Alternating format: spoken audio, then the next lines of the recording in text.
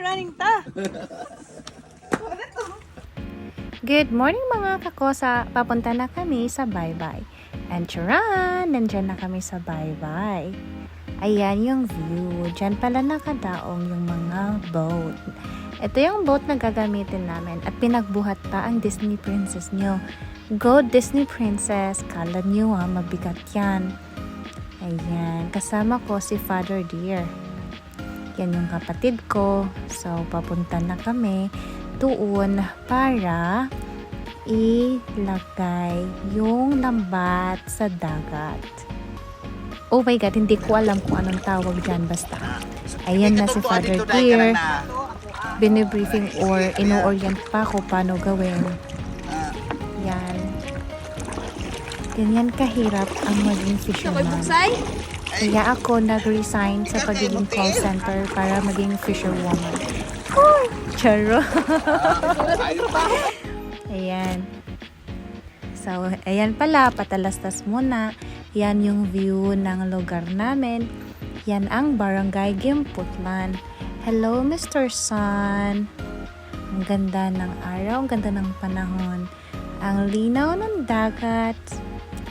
Yan. So, balik ulit. Ayan na si Disney Princess. Very marunong na. Pro na mangingis na si Disney Princess. At malapit pa kaming malunod yan.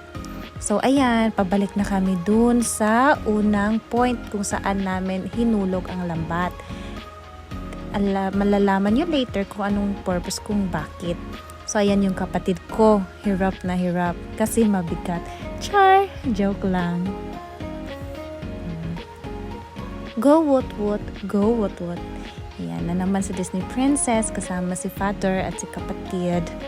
Sobrang init. Ayan, ginagawa yan para bugawin ang mga isda para tumakbo sila or lumangoy sila papunta dun sa lambat. Yan yung course. Ready na si Disney Princess nyo kasi hahanguin na or kukunin na yung fish net. Ayan! Ang dami naming huli mga kakosa. Excited na ako niyan. Siyempre, dahan-dahan lang sa pagkuha. Baka matinik. Wala pa tayong life insurance. Huy! Life insurance! Ayan. Huwag nyo nang pansinin ang mukha niyan kasi hindi na yan aesthetic. Kasi nagko-concentrate yan. Kasi naman, baka mahulog pa sa dagat, 'di ba? Ulam na, nawala pa. Charot. Ayan. Apakahirap niyang kunin. Kaya ang ending, butas-butas sa ang lambat ni Romeo. Yan. I'm so good. I'm awesome. Yan, meron pa isa.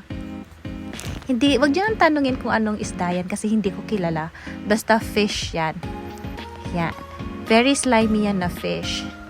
Yan.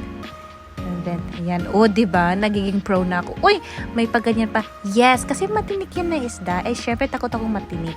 So, ayan muna. Kinagat ko yung ulo ng isda para makuha. Yan, meron pa isa. We are so blessed. Ayan, since medyo matinik talaga siya, hindi carry, si Papa na lang pinagkuha ko. Ayan. At saka para mabilis din. Kasi sobrang init. Ayan. Yan ang pinakamagandang isdang nakuha namin. Yun ay mamsa daw. Di ko sure. At ayan na ang huli namin. That is ulam for today. Ayan. Thank you, Lord, sa biyaya. Bye-bye.